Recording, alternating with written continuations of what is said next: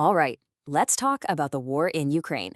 It's been 4 years since Russia launched what it thought would be a lightning-fast strike. But that quick operation has since ballooned into the biggest conflict Europe has seen since World War II. So today, we're going to break down how a 72-hour plan became a brutal 4-year war. You know, it's almost hard to believe now, but this was the original plan from Vladimir Putin. He called it a special military operation, and the whole thing was supposed to be over in just 72 hours. 3 days. That was the timeline to topple an entire nation. But the reality? Well, we're looking at over 1,460 days of relentless, grinding warfare. It's been called the longest and most terrible 3 days in history. So the big question is, how on earth did a 72-hour plan go so catastrophically wrong? Well, that brings us to phase one of the war, the 72-hour illusion. So the lead up to the invasion was a masterclass in what the Russians call maskirovka, which is basically a military doctrine all about deception. For months, Russia gathered this massive force. We're talking somewhere between 150,000 and 190,000 troops right on Ukraine's borders. And the whole time they're telling the world, hey, it's just military exercises. They were calling Western warnings hysteria. But behind the scenes, they were secretly building advanced supply routes, moving blood banks and field hospitals into place. This wasn't a drill. It was the final hidden preparation for a massive war. Okay, so this slide really just lays out the absolute disaster of that initial assault. The plan, right? A classic decapitation strike. Take Kyiv in 3 days, pop in a puppet government, and, here's the kicker, expect to be welcomed as liberators. The reality? Well, it was a complete and utter mess. A humiliating retreat. Their elite VDV paratroopers were annihilated at Hostomel Airport, which was supposed to be their crucial air bridge. And that infamous 50-kilometer convoy, it just stalled out, becoming this global symbol of logistical collapse. But most importantly, they weren't met with flowers. They were met with ferocious, unified Ukrainian resistance. This colossal failure forced a total strategy shift, which brings us to our second phase, the shifting fortunes of 2022. So, 2022 was really a tale of two completely different wars. While Russia was failing spectacularly up north near Kyiv, they were actually getting a major strategic win in the south. Advancing from occupied Crimea, they managed to capture Kherson and, after a horrifying siege, the city of Mariupol. This gave Putin the land bridge to Crimea he desperately wanted. But then, Ukraine completely turned the tables with these stunning surprise counteroffensives, liberating the entire Kharkiv region and setting their sights on Kherson. And the way Ukraine took back Kherson, it was just brilliant. A masterpiece of logistical attrition. Instead of a direct, bloody assault, they played it smart. First, they used those American-supplied HIMARS to isolate the Russian forces, taking out all the key bridges over the Dnieper River. Then, they starved them, systemically blowing up ammo depots and supply lines. And finally, you've got 30,000 Russian troops totally cut off. Their only option? Get out. That victory led to a much, much darker phase of the war.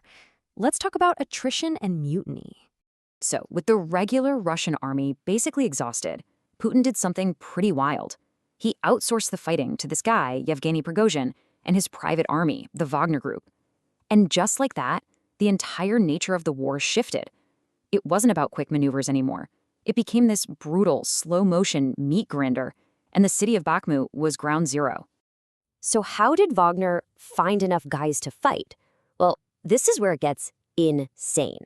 In a move that's just unprecedented, Putin literally let Prigozhin go into Russia's prisons and personally recruit tens of thousands of convicts, promising them freedom if they survived.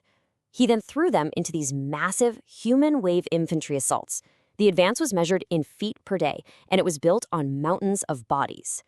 This meteoric rise in power, of course, led to an absolutely dramatic climax.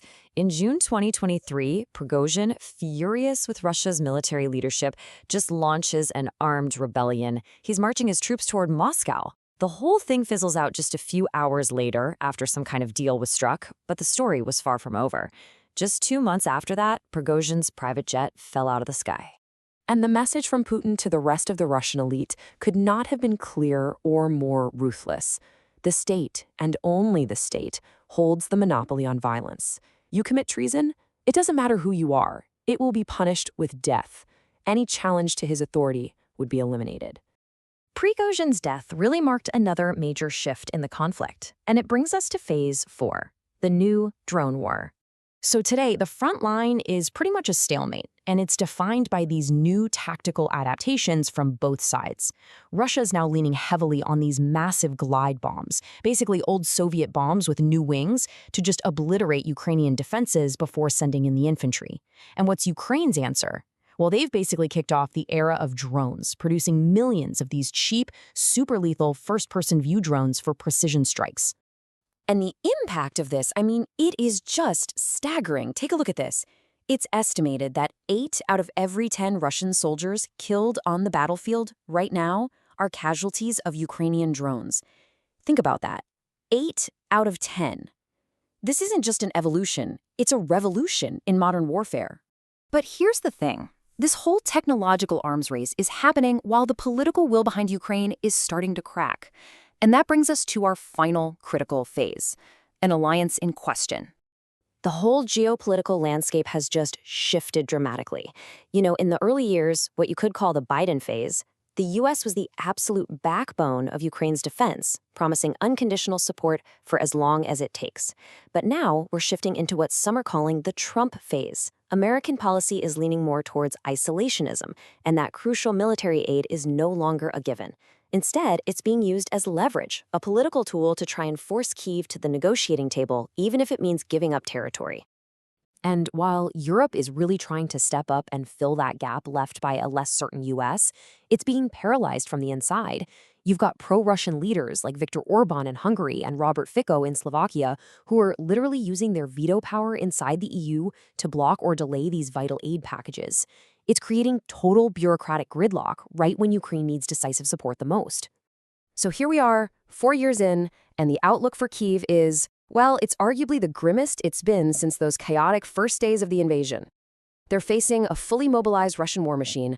Their most important ally, the United States, is wavering, and Europe is tangled up in its own political gridlock. It leaves President Zelensky with a truly impossible choice. And all of this really boils down to one final central question that will define this conflict's future. In a brutal war of attrition like this one, what runs out first? The ammunition you need to keep fighting, or the alliances you need to survive?